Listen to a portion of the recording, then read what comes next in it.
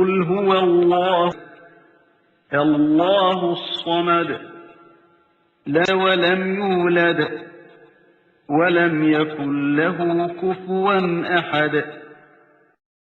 அன்பிற்குரிய சகோதரர்களே, உங்கள் அனைவருக்கும் எல்லாம் வல்ல இறைவனுடைய சாந்தியும் சமாதானமும் ஏற்படட்டுமாக.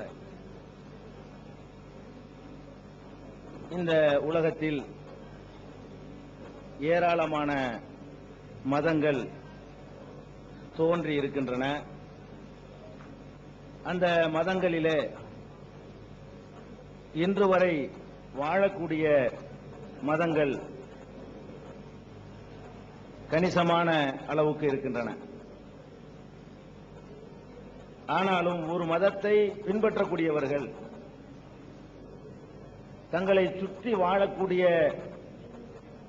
ஏனைய மக்கள் பின்பற்றுகின்ற மதங்களை பற்றி, அதனுடைய கொள்கை கோட்பாடுகளை பற்றி அறிந்து கொள்வது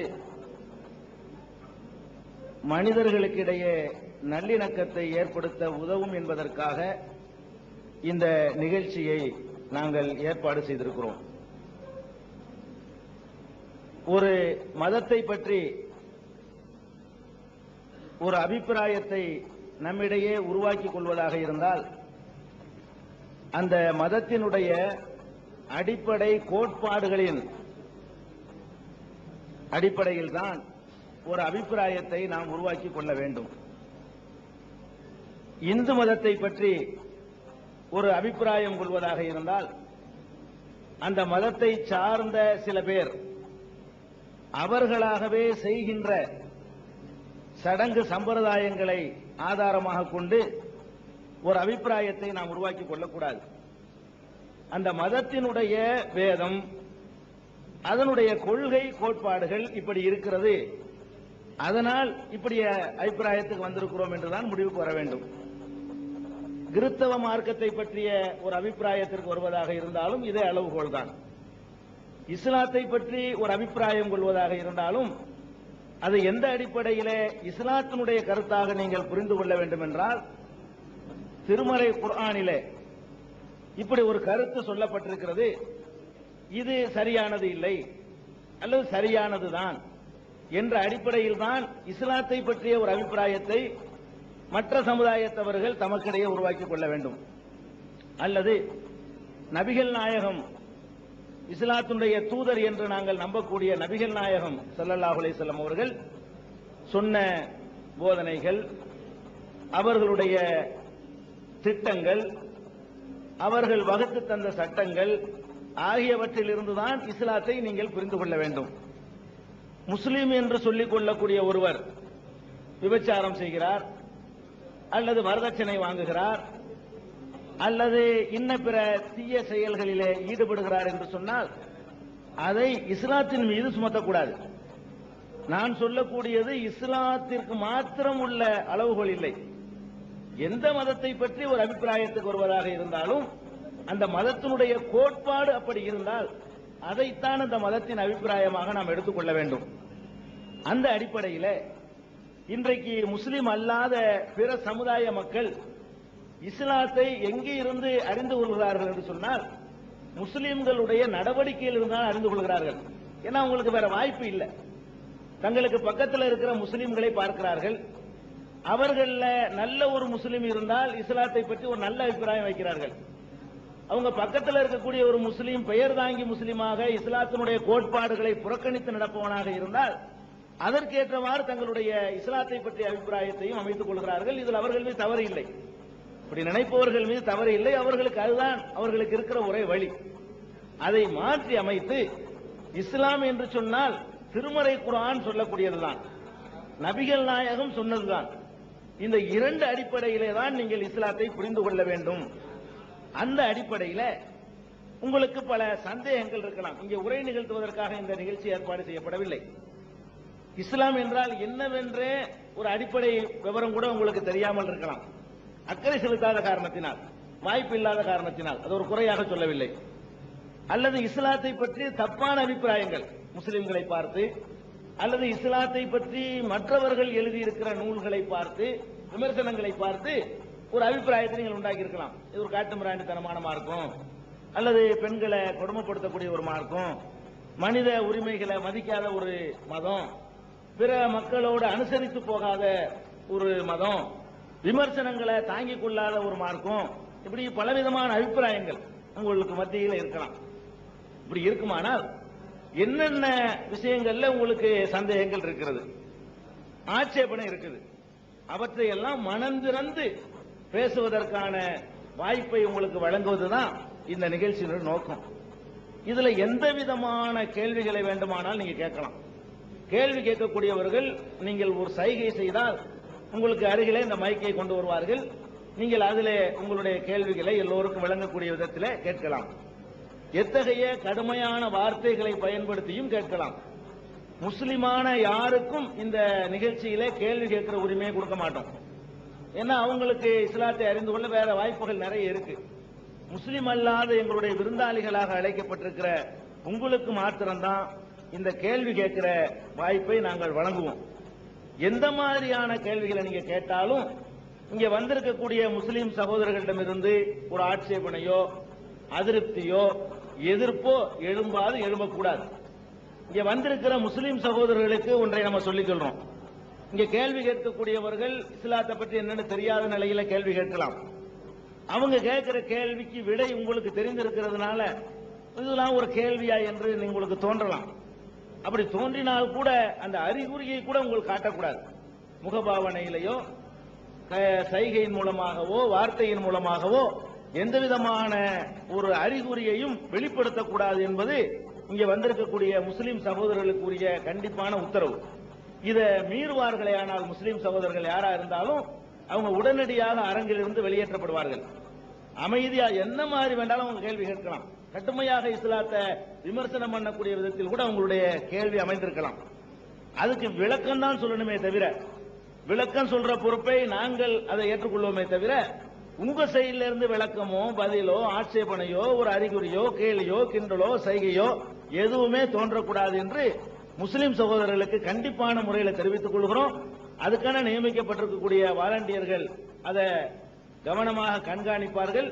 அதற்கேற்ப நீங்கள் நடந்து கொள்ள வேண்டும் என்று கேட்டுக்கொண்டு இப்ப நிகழ்ச்சிக்கு நம்ம நேரடியாகவே நுழைந்துடலாம். நீங்க உங்களுடைய சந்தேகங்களை கேட்கலாம். எந்த மாதிரியான சந்தேகத்தையும் கேட்கலாம். இந்த சொன்னாங்களா இல்ல எனக்கு முன்னாடி வருத்தப்படுவாங்களா இது கேட்கலாமா அதெல்லாம் நினைக்க வேண்டியதில்லை.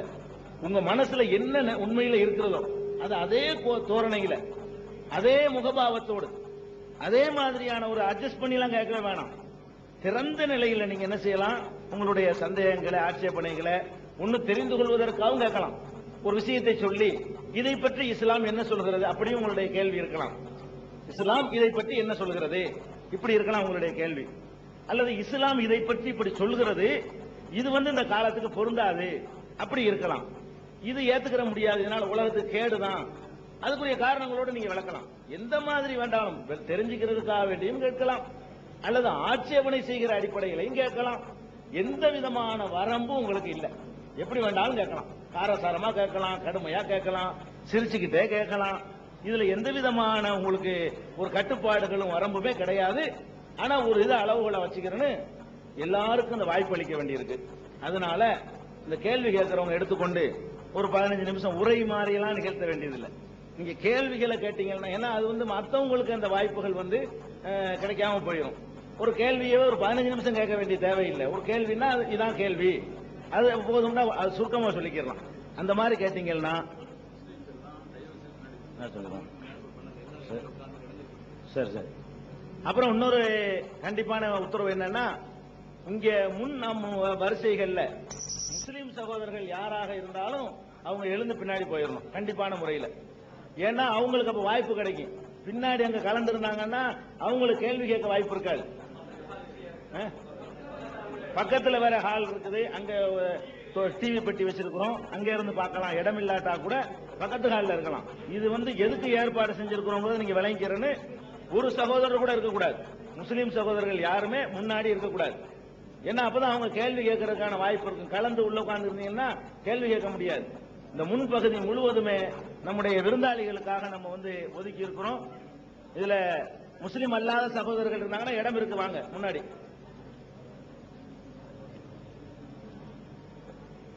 இப்ப ஆரம்பிச்சிடலாம்ல? கேள்வி கேட்கறவங்க இருக்கீங்களா? அந்த சகோதரத்தை கொடுங்க. ஹலோ ஹலோ நல்ல சத்தமா கேளுங்க. கொடுங்க. ஹலோ, அவங்கள்ட்ட கொடுங்க மைக்க. ஹலோ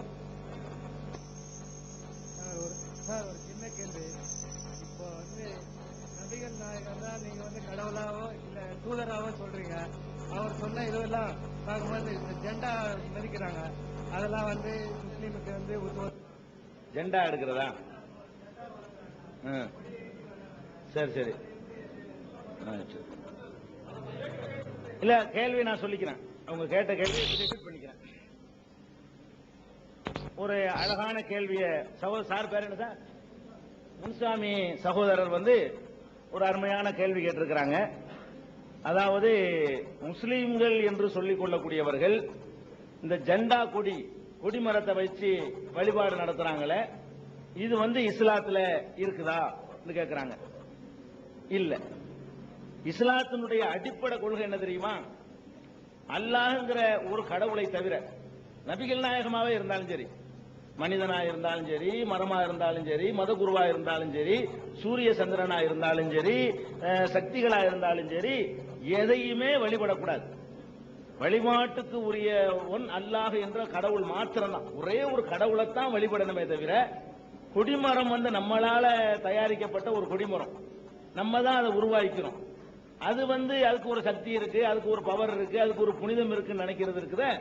இந்த நம்பிக்கைகளை எல்லாம் ஒழிப்பதற்குத்தான் இஸ்லாம்ங்கிற மார்க்கமே வந்திருக்குது. அப்ப சின்ன நபிகள் நாயகம் இருக்காங்களே, அவங்கள முஸ்லீம்கள் தலைவராக, வழிகாட்டியாக, கடவுளுடைய தூதராக, கடவுளாக இல்ல கடவுளுடைய தூதராக மதிக்கிறாங்க. அவங்கள கூட நாங்க வணங்கக்கூடாது, அவங்கள கூட வழிபடக்கூடாது. ஒரு கொடிமரத்தை முஸ்லீம்கள் செய்யறாங்க. சகோதரர் எதை வச்சு கேட்கிறாருன்னு கேட்டா, முஸ்லீம்னு சொல்லிக்கிறாங்க. ஒரு கொடிமரத்தை வைத்துக் கொண்டு அதுக்கு பூஜை புனஸ்காரங்கள் எல்லாம் பண்ணிட்டு இருக்கிறாங்க. அத முஸ்லீம்களுடைய நடவடிக்கைகள்ல இருந்து பார்த்து அந்த சகோதரர் கேட்கிறார தவிர, திருமறை குர்ஆன்ல இப்படி ஒரு சட்டமே கிடையாது. நபிகள் நாயகம் அவங்களுடைய வாழ்க்கையில, அவங்களுடைய போதனையில இந்த கொடிமரத்தை வணங்குறது, தேரை வணங்குறது, தேர்னா சந்தன கூடுன்னு சொல்லி வணங்குவாங்க. அதாவது எதை கேட்கிறாருன்னு கேட்டா, யாராவது ஒரு மனிதர் முஸ்லீம்ல ஒருத்தர் இறந்துட்டாருன்னு வைங்க, நல்லவர், அவரை கொண்டு போய் அடக்கம் பண்ணி அந்த இடத்துல ஒரு வழிபாட்டு தலத்தை உண்டாக்கி அங்க ஒரு கொடிமரத்தை நட்டு அதுக்கு ஒரு பூஜை செய்யக்கூடிய வழக்கம் இஸ்லாத்தை பற்றி அறியாத மிகச்சில பேர்கிட்ட, அதுவும் இந்தியாவில் வாழ்ற முஸ்லிம்கள்ட்ட மாத்திரம் இருக்குது, கொஞ்சம் பேர்கிட்ட. மேலை நாடுகள்லயோ அரபு நாடுகள்லயோ ஏனைய முஸ்லீம் நாடுகள்லயோ இந்த வழக்கமே கிடையாது. குர்ஆன்லயும் கிடையாது, நபிகள் நாயகத்தினுடைய போதனையிலையும் கிடையாது. இஸ்லாத்தை புரிஞ்சு கொள்ளாம நடத்திட்டு இருக்கிறாங்க. வேற. அஸ்ஸலாமு அலைக்கும். எல்லா இடங்களிலும் வியாபித்திருக்கும் இறைவனை தொழுவதற்கு இஸ்லாமிய சகோதரர்கள் மேற்கு திசையை தேடுவது ஏன்? இது ஒரு அழகான கேள்வி கேட்டிருக்கிறாங்க. இறைவன் எல்லா பக்கத்திலையும் வியாபித்திருக்கிறான். இறைவன் வியாபித்திருக்கிறான்னா அவனுடைய கண்காணிப்பு, அவனுடைய ஆற்றல் எல்லா பக்கமும் வியாபித்திருக்குது. அப்படி இருக்கக்கூடிய நேரத்தில் அந்த இறைவனை வழிபடுவதற்கு மேற்கு திசையை மாத்திரம் முஸ்லீம்கள் நாடுவது ஏன்? அழகான கேள்வி கேட்கிறாங்க. ஏன்னா நீங்க பாக்குறீங்க, இந்தியாவில் பூரா பள்ளிவாசல்களை பாத்தீங்கன்னா எல்லாமே மேற்கு நோக்கி நின்று வணங்கக்கூடிய விதத்தில் தான் அமைஞ்சிருக்குது. கிழக்கு நோக்கி இருக்கிற பள்ளிவாசல்கள் நீங்க பார்க்க முடியாது, வடக்கு தெற்காக அமைந்திருக்கிற பள்ளிவாசல்களை பார்க்க முடியாது. அதை பார்த்துட்டு இந்த சகோதரர் ஒரு அருமையான கேள்வி கேட்டிருக்கிறாங்க. மேற்கு திசையை நீங்க எதுக்கு தேர்ந்தெடுத்திருக்கிறீங்க? இதுக்கு நீங்க புரிஞ்சுக்கிற வேண்டியது என்னன்னா, மேற்கு திசை இருக்குல்ல, அந்த திசையை முஸ்லீம்கள் யாரும் தேர்ந்தெடுக்கல. ஏன்னு கேட்டா, இந்தியாவில் இருந்து மக்காவில் ஒரு ஆலயம் இருக்கு, காபான்னு ஒரு ஆலயம். அந்த ஆலயம் தான் இஸ்லாமிய நம்பிக்கை பிரகாரம் கடவுளை வணங்குவதற்காக முதல்ல எழுப்பப்பட்ட ஒரு ஆலயம். முதல் மனிதர் ஆதாம் என்று சொல்லக்கூடியவர் அந்த பகுதியில தான் முதல்ல படைக்கப்படுறார். இஸ்லாமிய நம்பிக்கை பிரகாரம் அவர் கடவுளை வணங்குறதுக்காக எழுப்பின ஆலயம் அந்த மக்காவில் இருக்கிற காபாண்டு ஒரு ஆலயம். அந்த ஆலயம் இந்தியாவில் இருந்து மேற்கே இருக்கிறதுனால இங்க இருந்து உள்ளவங்க மேற்கு நோக்கி நிக்கிறாங்க. அந்த ஆலயத்துக்கு மேற்கே இருக்கிறவர்கள் என்ன செய்வாங்கன்னா கிழக்கு நோக்கி தான் வணங்குவாங்க. கிழக்கு நோக்கி தான் வணங்குவாங்க. அந்த ஆலயத்துக்கு வந்து வடக்கே இருக்கிறவங்க தெற்கு நோக்கி தான் வணங்குவாங்க. அந்த ஆலயத்துக்கு தெற்க இருக்கிறவங்க வடக்கு நோக்கி தான் வணங்குவாங்க. திசை தான் மேற்கு தான் கடவுளுடைய திசைன்னு இருந்தா உலகம் பூரா உள்ளவங்க வந்து மேற்கு நோக்கி வணங்க வேண்டிய நிலைமை இருக்கும். நம்ம இந்தியாவில இருந்து பார்க்கும்போது அந்த மக்காங்கிறது சவுதி அரேபியாங்கிறது மேற்குல இருந்து ஒரு 20-22 டிகிரி கோணத்துல வடக்கு பக்கமாக தள்ளி இருக்குது. அதனால நேர் மேற்க கூட இருக்காது பள்ளிவாசல்கள். மேற்குல இருந்து ஒரு 20-18 டிகிரி வடக்கு பக்கம் சாய்ந்த முறையில தான் அந்த பள்ளிவாசல் இருக்கும். அதாவது இது காபாங்கிற ஆலயம். இந்த பக்கம் இருக்கிற ஊர்ல உள்ளவங்க இப்படி வணங்குவாங்க. இந்த ஆலயத்துக்கு இந்த பக்கம் இருக்கிறவங்க இப்படி வணங்குவாங்க. இந்த பக்கத்தை திரும்பி இங்க இருக்கிறவங்க இப்படி வணங்குவாங்க. நாம இங்க இருக்கிறதுனால நம்ம மட்டும் இப்படி வணங்குறோம். இந்தியாவில் இருக்கக்கூடியவர்கள் மாத்திரம் மேற்கு நோக்கி வணங்குறோம். திசை என்பது முக்கியமா இருந்தா எல்லாரையும் மேற்கு நோக்கி வணங்க சொல்லி இஸ்லாம் கட்டளையிட்டு இருக்கும். அப்ப இது ஒரு அடிப்படை. ரெண்டாவது, இப்ப நீங்க இன்னொன்னு நினைக்கலாம், இந்த காபாங்கிற ஆலயத்தை வணங்குறதுக்கு பதிலா வேற எதையாவது தேர்ந்தெடுத்தா என்ன, ஏன் அதையே நோக்கி எல்லாரும் வணங்கணும் கேட்கலாம். வேற எதை தேர்ந்தெடுத்தாலும் அதுல இந்த கேள்வி வரும். அதாவது ஒரு பக்கம் தான் எல்லாரும் திரும்ப முடியும். அப்ப இந்த பக்கம் திரும்பிக்கிறீங்கன்னு சொல்றோம்னு வைங்க. அப்ப இங்கிட்டு திரும்பினா என்னன்னு மறுபடியும் அந்த அதுக்கு சங்கிலி தொடரா போய்கிட்டு இருக்க, அந்த விடையே இருக்காது, அந்த ஒரு முடிவே இருக்காது. அப்ப ஏதாவது ஒரு இடத்தை தான் நோக்க முடியும், ஏதாவது ஒரு பகுதியை தான் ஒரு இலக்கா வைத்துக் கொள்ள முடியும். அந்த அடிப்படையில் இஸ்லாம் வந்து முதல்ல கடவுளை வணங்குறதுக்காக எழுப்பப்பட்ட ஒரு ஆலயம் அப்படிங்கிற ஒரு அடிப்படையில் அதையே எல்லாரும் நோக்குங்க. இப்படி மேல இருந்து நம்ம பார்த்தோம்னு சொன்னா ரவுண்டா தான் முஸ்லீம்கள் உலகளாவிய அளவுல சொல்லுறாங்க. இங்க இது காபா இருக்குது, இப்படி இப்படி கொஞ்சம் பேரு, இப்படி கொஞ்சம் இப்படி கொஞ்சம் பேர், இப்படி கொஞ்சம் பேரு, இதை மையமா வச்சு ரவுண்டா நின்று தொழக்கூடிய காட்சி தான். சவுதி அரேபியாவுக்கு போறாங்கன்னு வைங்க, மக்காவுக்கு, அங்க உள்ளவங்க 4 பக்கம் தொழுவாங்க. அந்த ஊர்ல உள்ளவங்க இந்த காபா கட்டடத்துக்கிட்ட நிக்கிறவங்க இங்க இருக்கிறவங்க இப்படி, இங்க இருக்கிறவங்க இப்படி, இங்க இருக்கிறவங்க இப்படி, இங்க இருக்கிறவங்க ஒரு இடத்துல 4 பக்கம் திரும்புவாங்க. ஒரே இடம் தான், அதுலயே 4 பக்கம் திரும்புவாங்க. அதனால மேற்கு நோக்கி தொழுகிறாங்கிறது சில பேர் வந்து இந்த பள்ளிவாசல்களை பார்த்துட்டு பாரதியார் போன்ற கவிஞர்கள் எல்லாம் கூட திக்கை வணங்கும் துருக்கர்னு சொல்லி அவர் படிச்சிருக்காரு. எதை வச்சு அவர் சொல்றாருன்னா, இங்க உள்ள முஸ்லீம்களை தான் அவர் பார்க்கிறாரு. இஸ்லாமிய கோட்பாடு அடிப்படையில் அவர் சொல்லல, முஸ்லீம்களை பார்க்கிறாரு. எல்லாரும் மேற்கு நோக்கி நிக்கிறாங்க, அப்ப மேற்கு திசையை வணங்குறாங்கிற மாதிரி அவங்க நினைச்சுக்கிறாங்க. இதுதான் அடிப்படை. ஒரு யூனிஃபார்முக்காக வேண்டி ஏதாவது ஒண்ணுதான் தேர்ந்தெடுக்க முடியும். ஒரு வழிபாட்டு தளத்தில் போய் நின்று கொண்டு இதுக்கு எந்த சட்டமும் இல்லைன்னு வைங்க, அப்ப என்ன செய்வாருன்னா ஒருத்தர் இப்படி நிற்பாரு, அதே வழிபாட்டு தளத்தில் ஒருத்தர் இப்படி நிற்பாரு, நான் இப்படிதான் நிற்பேன் பாரு. இன்னொரு வழிபாட்டு தளத்தில் இப்படி நிற்பாரு, இன்னொருத்தர் இப்படி நிற்பாரு. ஒரு வழிபாட்டு தளத்துக்குள்ளே ஆளுக்கு ஒரு பக்கம் திரும்பிட்டு இருந்தாங்கன்னா அதுல ஒரு ஒழுங்கு இருக்காது. எல்லாரும் ஒரு அணியாக ஒரு பக்கத்துல ஓர்முகமா திரும்பி இருக்கிறாருந்தா ஏதாவது ஒரு பக்கத்தை முன்னோக்கணும். அதுக்கு தேர்ந்தெடுத்து கொண்டது முதல் ஆலயம், அவ்வளவுதானே தவிர மேற்கு திசையை முஸ்லிம்கள் வணங்க கூடாது. தெளிவாக இஸ்லாத்துல கட்டளை. குர்ஆன்ல ஒரு வசனம் இருக்குது, ஒலில்லாஹில் மஷ்ரிக் வல் மக்ரிப், மேற்காக இருந்தாலும் கிழக்காக இருந்தாலும் எல்லாம் கடவுளின் திசைகள் தான், திசைக்கு முக்கியத்துவம் இல்லை என்று குர்ஆன்லயே தெளிவாக சொல்லப்பட்டிருக்கு. அந்த கிடுங்க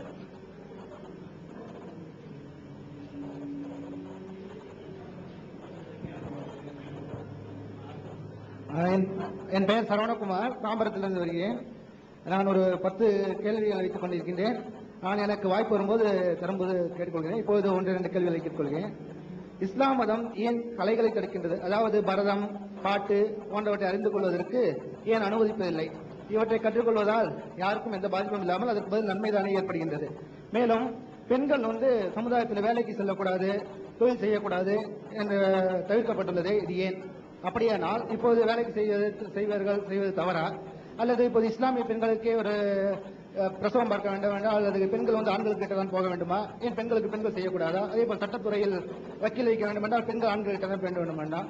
இதே மாதிரி ஒரு சூழ்நிலையை பெண்கள் வேலைக்கு செல்ல வேண்டும் என்ற கட்டாயம் ஏற்படும் போது செல்லக்கூடாதா? இது போன்ற கேட்கணும்.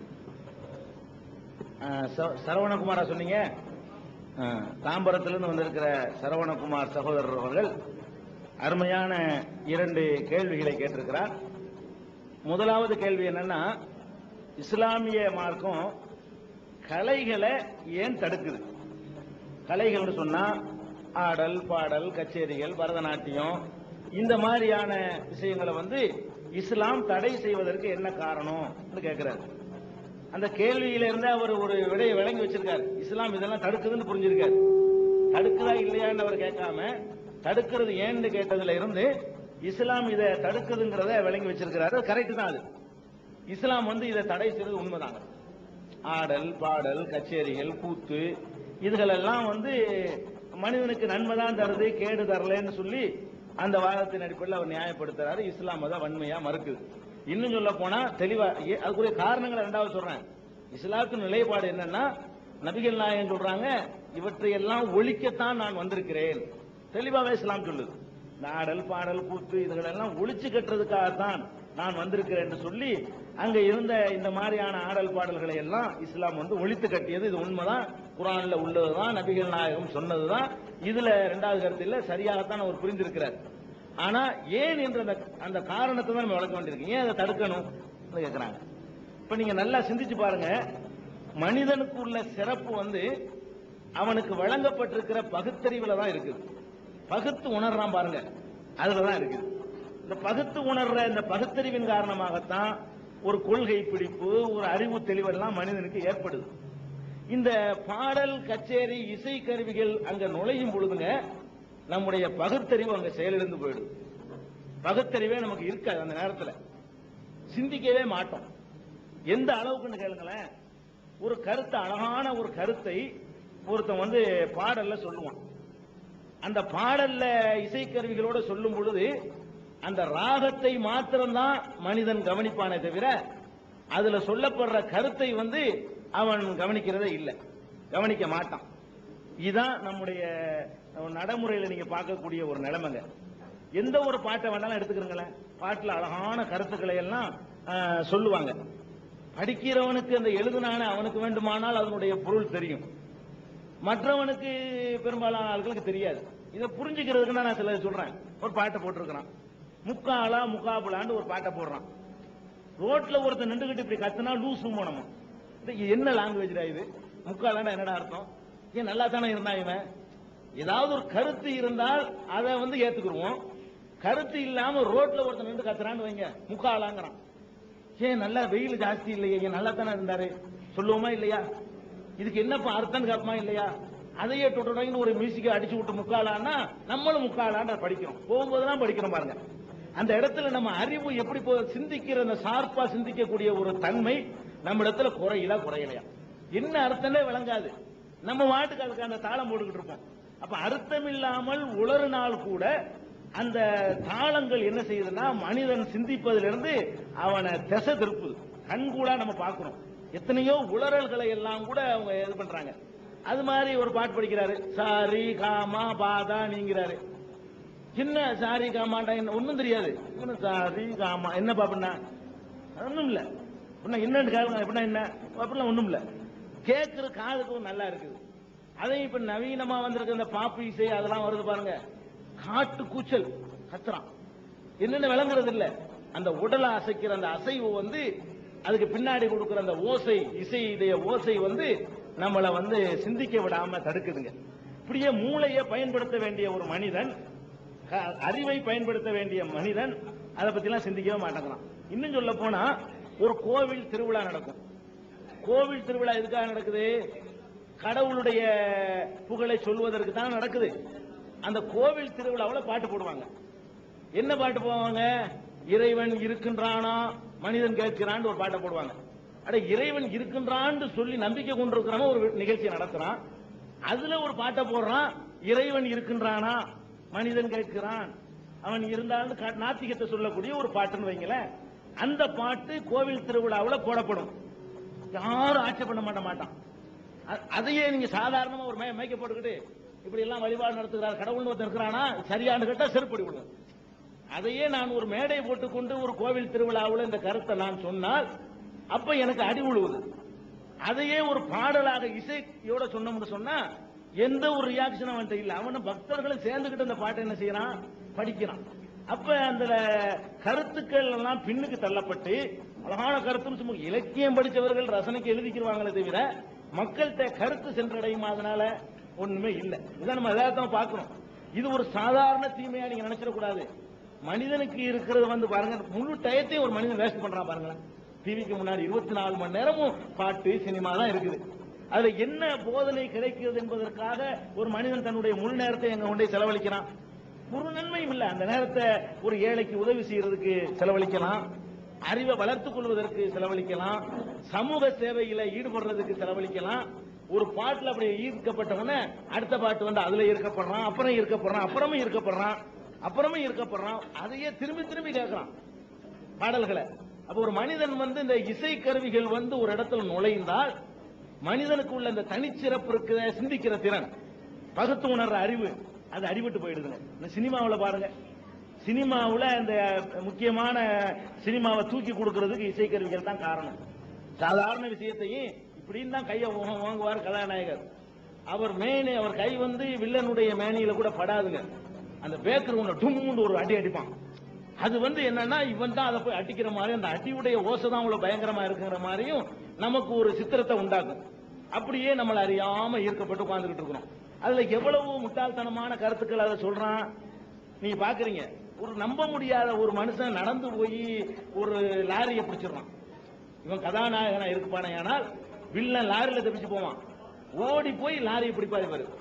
அதுக்கு பின்னாடி கொடுக்குற அந்த இசை இருக்கு பாருங்க, அது இது நடக்க முடியுமான்னு கூட நம்ம சிந்திக்க கூட மாட்டேங்குது. 3 மணி நேரம் உட்கார்ந்து இருக்கிறோம். என்னடா பைத்தியகாரத்தனமா இருக்குது. நம்ம யாராவது யோசிச்சிருக்கிறோமா? ஒரு மனுஷன் ஓடி போய் ஜீப்பை பிடிக்க முடியுமா?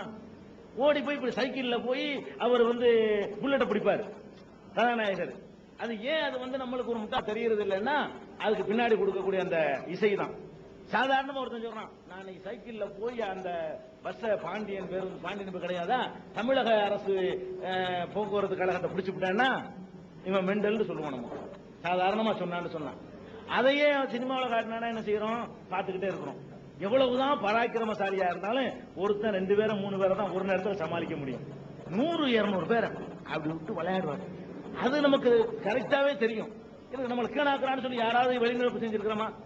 சினிமா கொட்டையில் உட்கார்ந்துட்டு இப்படி ஒரு காட்சி வருது, என்னடா பைத்தியக்காரனாக்குற, நாங்க அறிவாளிகளா முட்டாள்களா இப்படின்னு யாராவது நம்ம சிந்திச்சோமா? சிந்திக்க விடாது. அந்த கண்டினியூ அவன் அடிக்கிற அடி இருக்குது, அது எவ்வளவு முட்டாள்தனத்தை வேண்டாம்னு சொல்லி வெளியே வந்துகிட்டுனா என்ன நம்ப முடியாம எடுத்துருக்காங்கன்னு சொல்லுவோமே தவிர அந்த 3 மணி நேரம் நம்மளை வந்து கட்டி போட்டு வச்சு விடுறான். அதை பாக்குறோம். இவரை அடிச்சாருன்னா கரெக்டா குறித வராம போய் விடுவோம். வில்ல 100 பேர் சேர்ந்து அடிப்பான், ஒரு அடி கூட படாது இவர் மேல. இப்படி நடக்குமா உலகத்துல? நம்ம யோசிக்க மாட்டேங்கிறோம். எல்லாத்துக்கும் என்ன காரணம்? என்ன நன்மையா? மனிதனுடைய அறிவு மயங்கி போறது வந்து அது ஒரு சிறப்புன்னு நினைக்கிறீங்களா? இதெல்லாம் குறைத்தோம்னு சொன்னா நம்ம அறிவு வந்து சார்பா வேலை செய்யும். நன்மை எது தீமை எதுங்கிறது தெளிவான முறையில புரியும். ஏதாவது நீங்க பாத்துக்கணும். ரெண்டாவது கேள்வி, அவர் கேள்வி இன்னொரு கேள்வி இருக்கு. ரெண்டாவது கேள்வி, பெண்கள் வந்து வேலைக்கு செல்வதை இஸ்லாம் வந்து ஏன் தடுக்குது ஒரு கேள்வி கேட்டிருக்காரு. அது இஸ்லாம் தடுக்கல. முதல் விஷயத்தை விளங்கிக்கணும். பெண்கள் வந்து வேலைக்கு செல்வதையோ வெளியே செல்வதையோ உழைப்பதையோ சம்பாதிப்பதையோ இஸ்லாமிய மார்க்கம் தடுக்கவே இல்லை. எந்த அளவுக்குன்னு சொன்னா நபிகள் நாயகம் ஸல்லல்லாஹு அலைஹி வஸல்லம் அவங்க வாழ்க்கை காலத்துல பல போர்க்களங்களை சந்திச்சிருக்கிறாங்க. அந்த போர்க்களங்களுக்கு போகும்பொழுது பெண்களும் அங்க போர்க்களத்துக்கு செல்லப்படுவார்கள். போர்க்களத்துக்கு நேரடியா களத்தில் நின்று போராடுறதுக்கு அவங்க ஈடுபட மாட்டாங்க. அதே நேரத்தில் வந்து காயமடைந்தவர்களுக்கு உதவி செய்யறது, உணவு களத்துக்குள்ள இறங்கி காயமடைந்தவங்க தூக்கிட்டு வர்றது, பாடியை தூக்கிட்டு வர்றது, அவங்களுக்கு மருத்துவ சிகிச்சை செய்யறது, இதுகளெல்லாம் பண்ணியிருக்கிறாங்க. இதெல்லாம் பெண்கள் தான் பண்ணினார்கள் என்று நபிகள் நாயகம் ஸல்லல்லாஹு அலைஹி வஸல்லமுடைய ஆதாரப்பூர்வமான செய்திகள் பதிவு செய்யப்பட்டிருக்கிற புகாரி போன்ற முக்கியமான நூல்கள்ல இடம் பெற்றிருக்குதுங்க. அப்ப பெண்கள் வந்து வெளியே போறதோ மருத்துவ சிகிச்சை அளவுக்கு ஆண்களுக்கு சிகிச்சை செய்யற அளவுக்கு, காயமடைந்த ஆண்களுக்கு சிகிச்சை செய்யற அளவுக்கு அவங்க கற்றுக்கொள்வதோ இஸ்லாத்துல தடை செய்யப்படவே இல்லை. அது தப்பா விளங்கி இருக்கிறாங்க. ஒன்னே இஸ்லாம் தடை செய்யுது. என்ன தடை செய்யுதுன்னு கேட்டா, ஆண்களும் பெண்களும் தனித்து இருக்கக்கூடிய சூழ்நிலை ஏற்படுமானால் அந்த இடத்தில் பெண்கள் தவிர்த்துக் கொள்ள வேண்டும். இது பெண்களுக்கு மாத்திரம் உள்ள கட்டளை, ஆண்களுக்கும் தான். ஆண்களுக்கும் இஸ்லாம் கட்டளை இடுது, பெண்ணோடு நீ தனித்து இருக்கிறாதே. பெண்ணுக்கு கட்டளை இடுது, ஆணோடு தனித்து இருக்காதே. இதுக்கு வந்து இன்றைய சூழ்நிலையில் அன்றாடம் பேப்பர் படிக்கிறவங்களுக்கு இதனுடைய அவசியம் விளங்குங்க. எந்த நேரத்திலையும் சரி, இவன் என்னத்தான் சொல்லுவான், நான் சகோதரியா பழகுறேன், நான் மத குரு, எனக்கு மகள் மாதிரி தான், இப்படி எல்லாம் சொன்னா கூட இன்னைக்கு என்ன நாட்டில் நடந்துகிட்டு இருக்கு? ஒரு நாள் பேப்பர்லையாவது ஆசிரியர்களால் மாணவிகள் மானபங்கம் என்ற செய்தியையோ அல்லது மதகுருமார்களால் பக்தைகள் மானபங்கம் என்ற செய்திகளையோ அல்லது காவல்துறையினரால் குடிமக்கள் மானபங்கப்படுத்தப்பட்டாங்க அப்படிங்கிற செய்தியையோ படிக்காம வழக்கறிஞர்கள், ஆண் சீனியர் வழக்கறிஞர்களால் பெண் ஜூனியர் வழக்கறிஞர்கள் பேப்பர்ல வந்த செய்தி, அது ஒரு விவகாரமா நீங்க நடந்துகிட்டு இருக்கு. கிளின்டன் ஜனாதிபதியுடைய விவகாரம் வரைக்கும் நாதி போயிட்டு இருக்கு. இப்ப நம்ம என்ன பண்றோம்னு கேட்டா, இது பெண்களுக்குரிய கொடுமை மாதிரி சித்தரிக்கிறாங்க. அப்படி இல்ல, நம்ம ஆண்கள் ஒவ்வொருத்தரையும் நீங்க பாருங்க, நெஞ்சில கை வச்சு சொல்லுங்க, 99% ஆண்கள்கிட்ட இந்த சபல உணர்வு இருக்குதா இல்லையா? அழகான கிளி மாதிரி ஒரு மனைவி இருந்தா கூட இன்னொருத்தி அழகா அலங்கரிச்சுட்டு போனா திரும்பி பார்க்காத ஆம்பளைங்க எத்தனை பேர்? கடைக்கண்ணால் பார்க்காதவர்கள் நம்ம எத்தனை பேர் இருக்கிறோம்? அப்ப ஆண்களை பொறுத்த வரைக்கும் இந்த மாதிரியான விஷயத்துல பட்டுன்னு விழுந்துருவோம். பெண்கள் விழுதாங்களோ இல்லையோ. அப்ப ஆண் என்ன செய்வான்னா, மற்ற நேரத்தில் நல்லா ஹீமா தனித்து ஒரு அழகான வாய்ப்பு கிடைக்கிற நேரத்தில் அவன் ஆம்பளை என்பதை நிரூபிப்பான். அவன் ஒரு மத குருன்னு பார்க்க மாட்டான், நம்ம ஒரு தலைவன் பார்க்க மாட்டான், நம்ம ஒரு அதிகாரின்னு பார்க்க மாட்டான், நம்ம ஒரு படித்தவன் பார்க்க மாட்டான், நம்ம ஒரு ஆம்பளை பொம்பளை, அது ஒண்ணுதான் அவனுக்கு தெரியும். ஆண் அவள் பெண், வாய்ப்புகள் கிடைக்காத நேரத்தில் வேண்டுமானால் அவன் என்ன வேண்டாலும் செஞ்சுக்கிட்டு இருக்கலாம், ஒரு என்ன வாதங்களை வேண்டாலும் பேசலாம். இது அன்றாட ஒரு நாளைக்கு 10 செய்தி பேப்பர்ல வர்ற செய்தி மாத்திரம். இன்னைக்கு பேப்பரை எடுத்து பார்த்தா இது மாதிரி செய்தி 10 இருக்குங்க. அப்ப எதற்காக வேண்டி ஆண்களோடு பெண்கள் தனித்து இருக்கக்கூடிய அடிப்படையில் உள்ள வேலை இருக்குமானால், ஒருத்தர் பெண், ஒரு ஆண் இருக்காரு, ஒரு மேனேஜர், அவருக்கு தனி உதவியாளராக ஒரு பெண் இருக்கக்கூடாது. இஸ்லாம் சொல்லுது தனி உதவியாளராக. பலரும் பணியாற்றுறாங்களா, தனித்து தான் இருக்கக்கூடாது. தனித்து போய் ஒரு ஆம்பளை அவன் ரூம்ல அவன் சொல்றதை கேட்கிற மாதிரி நிலைமை உண்டாக்குனீங்கன்னா அந்த பெண்ணுக்கு மட்டும் கேடு இல்லைங்க, அந்த ஆம்பளைக்கும் கேடு. அவன் பொண்டாட்டி பிள்ளைகளுக்கு துரோகம் செய்வான், தப்பான வழியில போவான். ஆணையும் சேர்த்து பெண்ணையும் சேர்த்து பாதுகாக்கணும்னு சொன்னா இந்த தனித்து இருக்கக்கூடிய வாய்ப்புகளை தவிர்த்துக் கொள்வதுதான் இஸ்லாத்தினுடைய சட்டமே தவிர பெண்கள் போகவே கூடாது. உழைக்கிறதுக்கு போயிருக்கிறாங்க நபிகள் நாயகம் ஸல்லல்லாஹு அலைஹி வஸல்லம் காலத்துல, உழைக்கிறதுக்கு போயிருக்கிறாங்க, விறகு கட்டு சுமக்கிறதுக்கு போயிருக்கிறாங்க முஸ்லிம் பெண்கள், போர்க்களத்துக்கு போயிருக்கிறாங்க. அதுல எல்லாம் தப்பு கிடையாது. இந்த வாய்ப்புகள் வேலைக்கு போறதுங்கிறதுல இப்படிப்பட்ட வேலைகள் உண்டா இல்லையா? அது மாதிரி ஆணும் பெண்ணு சேர்ந்து படிக்கிறதுன்னு ஒரு முறையை வச்சிருக்கிறோம். இது ஒரு சமத்துவம் நம்ம நினைக்கிறோம். என்ன நடந்துகிட்டு இருக்குது? சரிகாசா வழக்குல இருந்து மனுஷன் யோசிக்கிறான். சரிகாசா ராக்கிங்ல கொல்லப்பட்ட பிறகுதான் நம்ம யோசிச்சு பார்க்கறான், என்னடா இது, என்ன ஆம்பளை இருப்பான். அவன் ஒரு நேரத்தில் அவன் யாருன்னு காட்டிவிடுவான், நான் ஆண் நீ பொம்பளைங்கிறத காட்டிடுவான். அது ஒண்ணுதான் அவனுக்கு தெரியும். இந்த ஒரு அடிப்படையில இஸ்லாம் என்ன சொல்லுதுன்னா, நல்லா வேலைக்கு போங்க, தனித்து இருக்கக்கூடிய வாய்ப்புகள் இருந்தா தவிர்த்துக்கிறது. அப்படி வேலை ஒருத்தருக்கு பர்சனல் செக்ரட்டரியா போய் இருக்கணும்னா அவர் ஆம்பளையா இருந்தா ஒரு பொம்பளை போக கூடாது, ஒரு பொம்பளையா இருந்தா ஆம்பளையும் போக கூடாது. ஒரு பொம்பளை மேனேஜருக்கு ஒரு ஆம்பளை அவரை தனிப்பட்ட முறையில் ஒரு ரூம்ல உட்காந்துக்கிட்டு செக்ரட்டரியா இருக்கிறேன்னா அது இருக்க மாட்டாங்க. நீங்க என்னதான் சொன்னாலும் இருக்க முடியாது. ஒரு நேரம் இல்லாட்டி ஒரு நேரம், எல்லா நேரமும் அப்படி இருக்குன்னு சொல்ல முடியாது. ஒரு நேரம் இல்லாட்டி ஒரு நேரம் நம்ம அப்படித்தான் நம்ம நெஞ்சில கை வச்சு ஒருத்தர் சொல்லணும், நம்ம அப்படி நினைக்கிறோமா இல்லையா? வாய்ப்பு சில நேரத்தில் கௌரவத்துக்காக மானத்துக்கு பயந்து அப்படி செய்யாட்டா கூட நல்லா இருக்காள இப்படி நினைக்கிறோமா இல்லையா? மனசுல அப்படி ஒரு எண்ணம் வருதா இல்லையா? யாருக்கும் வரும். பெரிய மத புருண்டவர் இருந்தாங்க, பிரேமானந்தா கஷ்டம் எதுக்கு வருது? வேணும்னு அவர் பண்ணாரு, அந்த சந்தர்ப்பம் அவர் பண்ணுது. அவர் ஒரு ஆன்மீக அடிப்படையில் அவர் ஒரு இதை உண்டாக்குறாரு. அந்த வாய்ப்புகளும் வசதிகளும் என்ன பண்ணுதுன்னா அவரை தனிமையில இருக்கிறாங்க, அவர் தந்தை, ஒரு மகள், இப்படி ஒரு எண்ணம் மக்கள்கிட்ட பரவிடுது. தனித்து இருக்கிறத பத்தி யாரும் ஒண்ணு நினைக்க மாட்டாங்கன்னு சொல்லும் பொழுது அவர் அப்படித்தான் மாறுவாரு. அவரை சொல்லி குத்தமா? அந்த சூழ்நிலைகளை பூரா வாசல பூரா திறந்து வச்சுட்டு இப்படி நடந்துருச்சுன்னா வீட்டுல கதவை திறந்து சொல்ல முடியுமா? திருட்டு போக கூடாதுன்னா எல்லாத்தையும் பூட்டி வச்ச பிறகு திருட்டு போனா அதை பேசலாம்.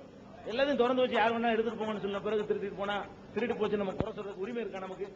அந்த அடிப்படையில் இஸ்லாம் சொல்லுது இந்த தனித்த ஆம்பளை தாங்க எல்லாரும் ஏமாத்துறாங்க. நான் சொல்லுவேன், சில ஆண்கள் ஓப்பனா சொல்றேன், அப்படி ஆண்கள் நீங்க இருந்தா கூட நீங்க ஆட்சேபனை தெரிவிக்கலாம். ஆண்கள் இதை நியாயப்படுத்துறதுக்கு என்ன காரணம் தெரியுமா? சில ஆண்கள் இந்த வாய்ப்பு வேணுங்கிறதுக்காக தான், பெண்கள் இப்படி வந்தா நம்மளும் பார்க்கலாங்கிறதுக்காக தான் இதுக்கு அந்த பெண் உரிமைங்கிற பேர்ல இவங்க இது பண்றாங்க. ஆண்கள் சரியில்லாத காரணத்தினால் இஸ்லாம் அந்த சட்டத்தை போட்டு தனிச்சு இருக்காது. இது ஆணுக்கும் இந்த சட்டம் இருக்கு, நல்லா விளங்கிக்கணும். பெண்ணுக்கு உள்ள சட்டம் நினைச்சிட்டு தப்பா பேசிட்டு இருக்காங்க. குர்ஆன்ல அப்படியே சொல்லப்பட்டிருக்கு, குல்லில் மூமினீன யகுல்லு மின் அப்சாரிஹிம், மூமினா முஸ்லிமான ஆண்களுக்கு நபியை நீங்கள் சொல்லுங்கள், அவர்கள் தங்கள் பார்வையை தாழ்த்திக் கொள்ள வேண்டும். குல்லில் மூமினாத்தி யகுல்லுன மின் அப்சாரிஹின், குர்ஆன் வசனம் இது. மூமினான முஸ்லிமான பெண்களுக்கும் சொல்லிவிடுங்கள், அவர்களும் தங்கள் பார்வையை தாழ்த்தி. ரெண்டு பேருக்கும் தான் இந்த கட்டளை, ஆணுக்கும் தான் இந்த கட்டளை, பெண்ணுக்கும் தான் கட்டளை. ஒரு முஸ்லிமான ஆணா இருந்தால் இப்படி ஒரு வாய்ப்புக்கு அவன் பயன்படுத்த கூடாது. ஒரு பெண்ணோட சேர்ந்து தான் உட்கார்ந்து ஒட்டி உட்கார்ந்து வேலை பார்க்கணும்னா அவன் பார்க்க கூடாது. அவன் ஆம்பளையா தான் இருப்பான். அந்த நேரத்தில் அவன் முஸ்லீமா இருக்க மாட்டான், அவன் நல்லவனா இருக்க மாட்டான், ஆம்பளையா மாத்திரம் தான் இருப்பான்.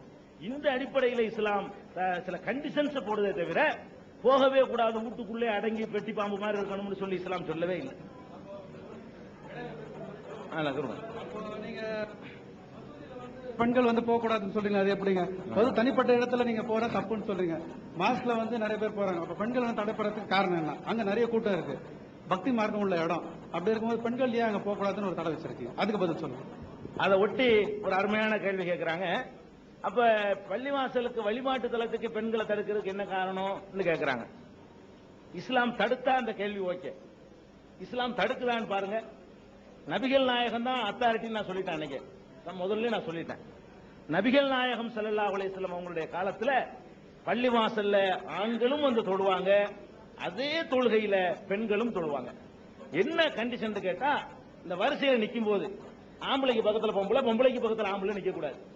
ஆண் வரிசை பெண் வரிசை இந்த வரிசையில சேர்ந்திருக்க கூடாது என்ற கண்டிஷனோட ஆண்களும் பெண்களும் நபிகள் நாயகம் ஸல்லல்லாஹு அலைஹி வஸல்லம் உடைய காலத்துல பள்ளிவாசல்ல வந்து தொழுதாங்க மட்டும் இல்ல, நபிகள் நாயகம் சொல்றாங்க, லா தம்னவு இமா அல்லாஹி அனில் மசாஜித், பெண்கள் பள்ளிவாசலுக்கு வருவதை அவர்களுடைய கணவன்மார்களோ குடும்பத்தில் உள்ள ஆண்களோ தடுக்காதீர்கள்.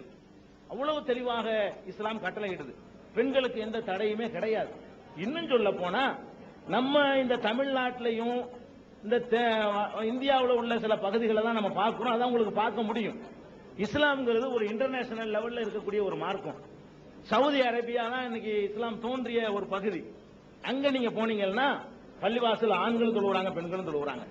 ஹஜ்ஜின்னு சொல்லி சொல்றாங்க, ஆண்கள் பெண்களும் சேர்ந்து தான் சுத்தி நின்று தொழுவுற காட்சியை நீங்கள் இந்த ஹஜ்ஜுடைய நேரத்தில் வீடியோ கேசட் பார்த்தா கூட, செய்திகள் பார்த்தா கூட, தொலைக்காட்சிகள் எடுத்து போடுவாங்களே, அதுல ஆண்கள் பெண்கள் நிக்கிற காட்சியை நீங்க பார்ப்பீங்க.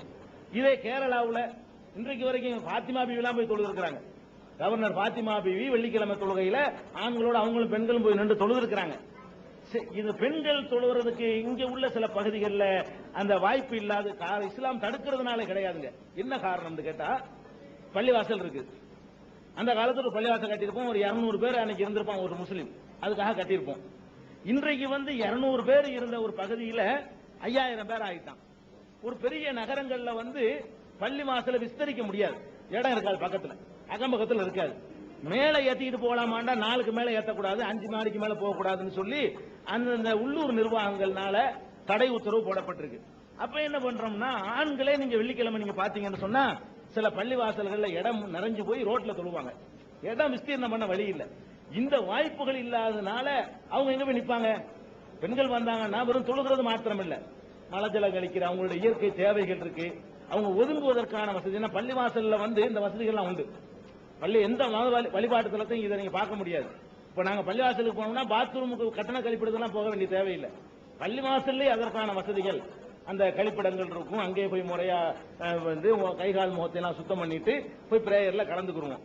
இந்த வசதிகள்லாம் செய்ய முடியலங்கிறதுக்காக வேண்டி அது இங்க விட்டுட்டாங்க. இங்க உள்ளவங்க அங்க இஸ்லாமிய நாடுகள்ல முஸ்லீம்கள் இருக்கிற பகுதியில பள்ளிவாசல் தானே பக்கத்தில் உள்ள கொடுத்துட்டு போயிருவான், அவங்களுக்கு விஸ்தீர்ணப்படுத்திக்கிற முடியும். அந்த வாய்ப்பு இல்லாத காரணத்தினால் இஸ்லாமிய சட்டத்தில் கிடையவே கிடையாது. இன்றைக்கும் பெண்கள் வந்தாங்க. இன்னைக்கு பெண்கள் அனுமதிக்கிற பள்ளிவாசல்கள் இங்கேயே உண்டு. இது ஆலந்தூர்ல பள்ளிவாசல் இருக்கு, அவங்க விசாலமா கட்டி வச்சிருக்கிறாங்க, நிறைய இடம் இருக்குது. பெண்கள் வந்து இந்த ஆலந்தூர்ல தொழுகிறாங்க, பள்ளிவாசல் நீங்க போய் பார்க்கலாம். பூந்தமல்லியில தொழுகிறாங்க. இப்படி பெண்கள் வந்து தொழக்கூடிய இடங்கள் அனுமதிக்கிற இந்த வடமரைக்காயர் தெருவுல டெலிபோன் டவருக்கு பின்னாடி ஒரு பள்ளிவாசல் வந்து பாருங்க, பெண்கள் வந்து தொழுதுகிட்டு இருக்காங்க.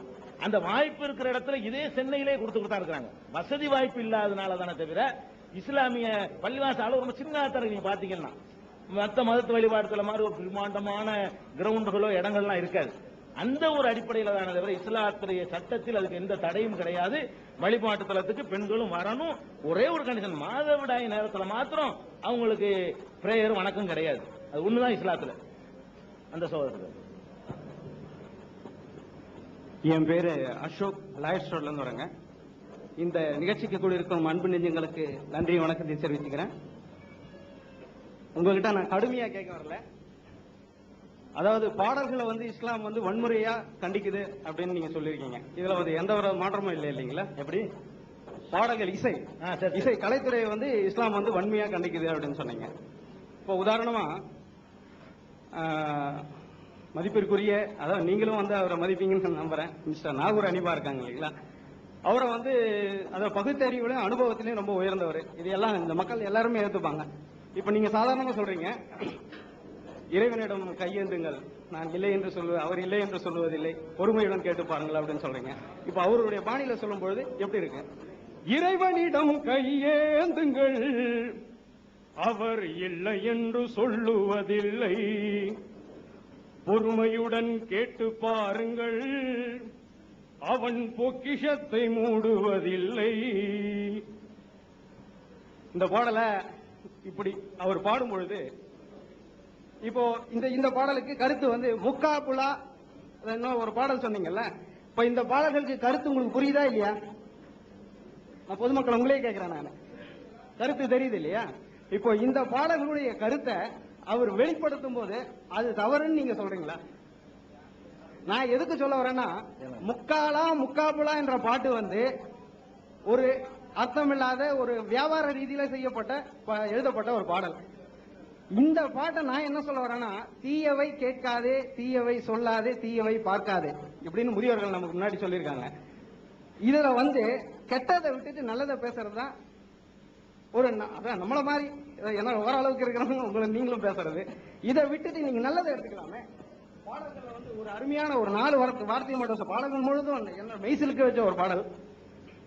ஆசை கோபம் களவு கொண்டவன் பேச தெரிந்த மனிதன்,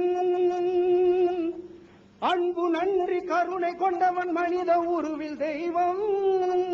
அதாவது இஸ்லாம் எதுக்காக நான் தெரிஞ்சுக்கணும், இதுல அடங்கி போயிடுச்சுங்க. அன்பு கருணை நன்றி எல்லாம் இருக்கிறவன் வந்து மனிதனுக்கு, அதாவது மனிதனை வந்து தெய்வத்துக்கு சமமா இருக்க தேவையில்ல. ஆனா தெய்வம் என்ன சொல்றான், ஆண்டவன் என்ன சொல்றான்னா இப்படித்தான் நீ இருக்கணும்ன்றான். அதை வந்து ஒரு கவிஞன் சொல்லியிருக்கான். அது தப்புன்னு நீங்க சொல்றீங்களா? ஐயா, இந்த வார்த்தைகளை வந்து நீங்க நல்லதை எடுத்துக்கங்க, கெட்டதை விட்டுருங்க. அப்போ இசையில வந்து இசையை வந்து நீங்க வன்முறையை கண்டிக்குதுன்னு சொல்றதுனாலதான் இது ஒரு வார்த்தை நான் உதாரணம். ஆனா உங்களுக்கு நான் சொல்ற தகுதி எனக்கு இல்ல. அதே சமயம் கெட்டதை நம்ம விட்டுட்டு நல்லதை எடுத்துக்கலாமே. சரி, அதுதான் நான் சொல்றேன். அவர் சார் வந்து என்ன பேர் சொன்னீங்க? அசோக் வந்து அருமையான சில சந்தேகங்களை கேள்விகளை கேட்டிருக்கிறாரு. இதுல நான் ஏற்கனவே சொல்லிட்டேன், முக்காபுலாவை மாத்திரம் நான் உதாரணத்துக்கு காட்டல, கருத்துள்ள பாடலையே நான் உதாரணத்துக்கு காட்டினேன். அந்த கருத்து உள்ளத்தில் போய் சேரல.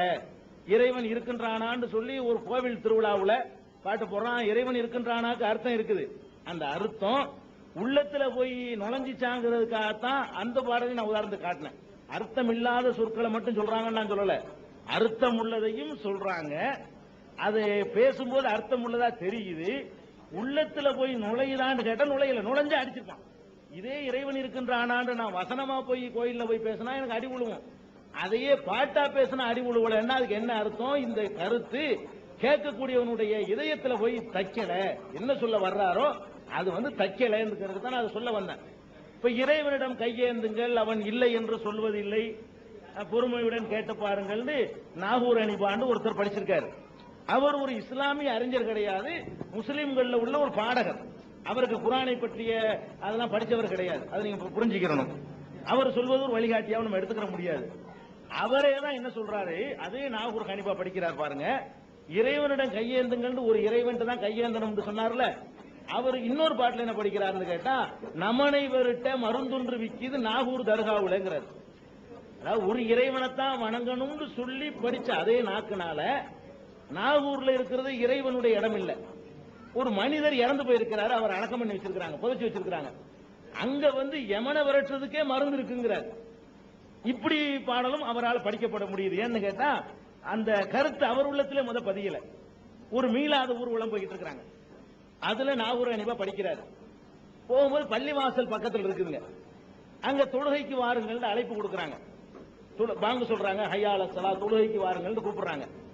இறைவனிடம் கையேந்துங்கள் என்பதுல நாகூர் ஹனீஃபாவுக்கு அந்த உள்ளத்துல தச்சு இருந்தா பள்ளிவாசலுக்கு அவர் கையேந்த போகணும்ல. அவர் பாட்டுக்கு அதான் படிச்சுட்டு போவாரு. இறைவனிடம் கையேந்துங்கள் அவர் படிச்சுட்டு போய்கிட்டு இருப்பாரு. ஆனா இறைவனிடம் கையேந்தா வாங்கப்பான்னு கூப்பிடுவாங்க, போக மாட்டார்.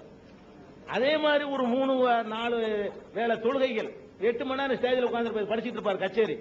அந்த நேரத்தில் இறைவனிடம் கையேந்தக்கூடிய ஒரு டைம் ஒன்று இருக்கும், அந்த இடத்துல கையேந்து போக மாட்டார். ஏன்னு கேட்டா அது வந்து அவருடைய உள்ளத்துல வந்து தைக்கல. நான் சொல்ல வர்றேன், கருத்துக்கள் இருக்கு, பிரிச்சு பிரிச்சு அந்த அர்த்தம் செய்யற பதவுரை பொழிப்புரை செய்ய போனா அதுக்கு அர்த்தம் இருக்குது.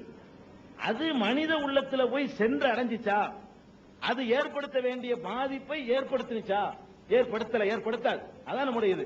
நான் கேட்கிறேன், ஆசை, கோபம், களவு செய்பவன் பேச தெரிந்த மிருகம். எப்படி மனிதனா? மனிதங்கிறாரு. அப்ப ஆசை பேச தெரிந்த மிருகம் தான். பாட்டுல அப்படிதான் இருக்கு. களவு செய்பவன் பேச தெரிந்த மிருகம். நானும் இந்த பாட்டெல்லாம் மனப்பாடம் பண்ணி வச்சிருக்கிறேன் சில விஷயத்துக்காக வேண்டி. மிருகம் தான், அவங்க மனிதன் இல்ல.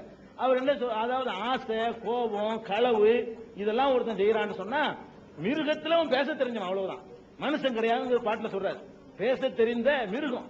மிருகத்துக்கு பேசாது, இவன் பேசுவான். அதான் வித்தியாசமே தவிர அப்படின்னு மிருகத்தோட ஒப்பிட்டு ஒரு அழகான கருத்து தான். இந்த ஆசை, கோபம், களவு செய்யறவன் படிக்கிறார்ல, இவர் படிக்கிறவராகட்டும் எழுதுறவராகட்டும் இந்த இன்கம் டாக்ஸ்ல இருந்து எல்லாருக்கும் களவு பண்ணிட்டு தான் எழுதுறாரு. ஒழுங்கான வரி கட்டிருக்க மாட்டார். எழுதினவரும், அதுக்கு வாயசைக்கிறவரும், அதுக்கு இசையமைக்கிறவரும் அவரே அந்த களவு பண்றாரு. அவருக்கு ஆசை. இந்த துறையில் இருக்கிறவங்களுக்கு அவ்வளவு ஆசை ஜாஸ்தியா இருக்கும். அதுல உட்கார்ந்துட்டு ஆசைக்கு ஆட்டம் எது வேண்டாலும் செய்யறாங்க. ஒரு கவிஞனை மதுவை குடிக்காதேன்னு சொல்லுவான். தைரியமாக சொல்லி மனிதன் தானா? அதே கவிஞன் என்ன பண்றான், குடிச்சவனை பார்த்து கேட்கறான், நீ ஒரு மனிதன் தானா? மிருகம். குடிச்சுட்டா மிருகம் ஆயிடுறானா? அதே கவிஞன் அடுத்த ஒரு பாட்டுக்கு என்ன செய்யறான்னா, கோப்பையிலே என் குடியிருப்பு, ஒரு கோலமையில் என் துணை இருப்புங்கிறான். கோப்பைனா அந்த சாராய கோப்பையை சொல்றான், மது கோப்பையை. கோப்பையில தான் நான் குடியிருந்துகிட்டு இருக்கிறேன். இது ஏன் இந்த நிலைமைக்கு அவன் ஆளாகிறான்? ஒருத்தன் தானே ரெண்டையும் சொல்றான். ஒரு கவிஞன் தானங்க ரெண்டையும் சொல்றான். குடிச்சாதான் அதுலதான் என் வாழ்க்கையை ஓடுதுங்கிறான், குடிக்காதுங்கிறான் ஒரு நேரத்தில். அப்ப இது ஒரு கொள்கை. கவிதையை நான் மறுக்கவே இல்லை, கவிதை இஸ்லாம் தடுக்கவும் இல்லை. அதுக்கு இந்த இசைக்கருவிகளை சேர்த்து அதனுடைய கருத்துக்களை அமுக்குறது இருக்கு பாருங்க, அதுதான் கூடாது. கவிதையில, வசன கவிதையில எழுதுங்க, அழகான ஒரு கருத்து சொல்லுங்க, மக்களுக்கு அது புரியுமானால், அது போய் மக்களுக்கு சென்றடையுமானால் நான் மறுக்கவே இல்லை. அதனால நல்ல கருத்துக்களை இல்லைன்னு நான் சொல்லவே இல்லை. அழகான கருத்துக்கள்லாம் இருக்குது, அது போய் சேர மாட்டேங்க. அழகான கருத்துக்கள் இருக்குது, அது போய் நீங்க பாட்டோட இசையோட சொன்னீங்கன்னா அது போகவே இல்லை. இல்லைன்னா அந்த பாட்டுகள் வந்த எண்ணிக்கை இருக்குது, அந்த எண்ணிக்கைக்கு மனித சமுதாயமே வேற மாதிரி மாறி போயிருக்கும். அவ்வளவு பாட்டு வந்திருக்கு. பாட்டுகள்ல நல்ல திருடாதேங்கிற பாட்டு, பாப்பாவுல இருந்து சொல்லி கொடுத்தான், திருடாதே பாப்பா திருடாதேன்னு சொல்லி. இப்படி எல்லாம் சொல்லி கொடுத்து கூட அந்த போய் சேர முடியல.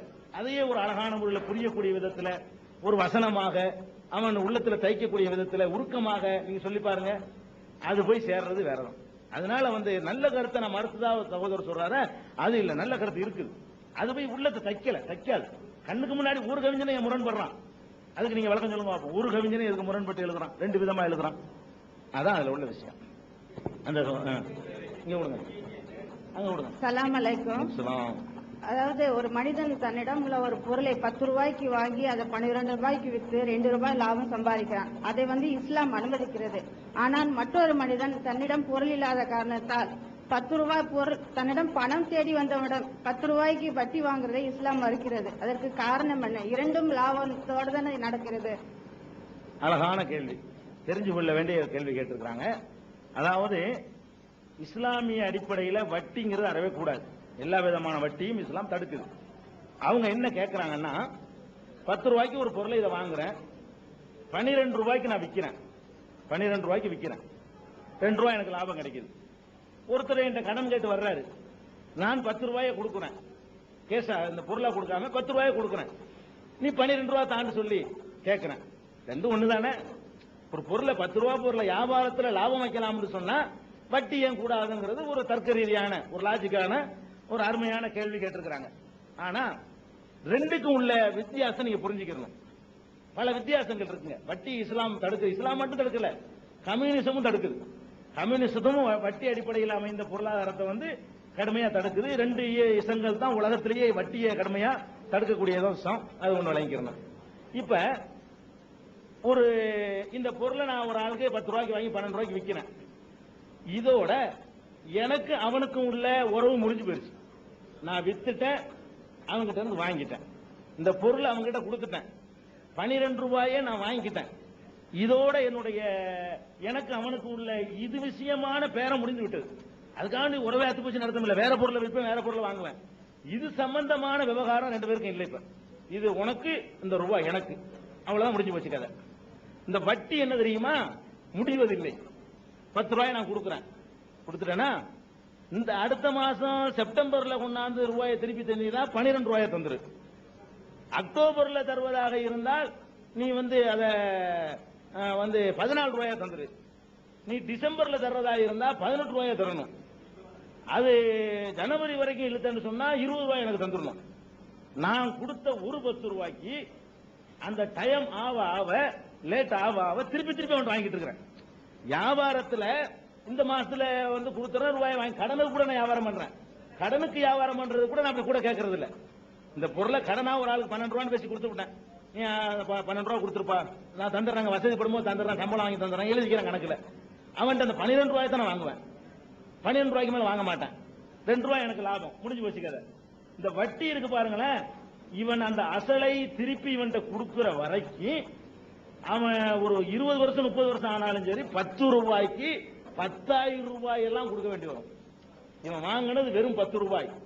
10 பவுன் நகையை 1000 ரூபாய்க்கு அடமானம் வச்சுட்டு அந்த 10 பவுன் நகையை முழுகி போனவர்கள் எல்லாம் நம்ம இன்னைக்கு பார்த்துட்டு இருக்கோம். 10 பவுன் நகை, 10 பவுன் நகைக்கு இன்னைக்கு உள்ள மதிப்பு 40,000 ரூபாய். 40,000 ரூபாய் உள்ள நகையை ஒருத்தன் வச்சுட்டு 1000 ரூபாய் நான் கடனை வாங்கிட்டு போன ஒரு அவசர தேவைக்கு கொடுக்க முடியல, 1000 1200 ஆகிக்கிறது ஒரு மாசத்துல. அடுத்த மாசம் என்ன செய்யறான் தெரியுமா, 1000க்கு கூட 200 ரூபாய் சேர்த்து போட மாட்டான், 1200க்கு போடுவான்.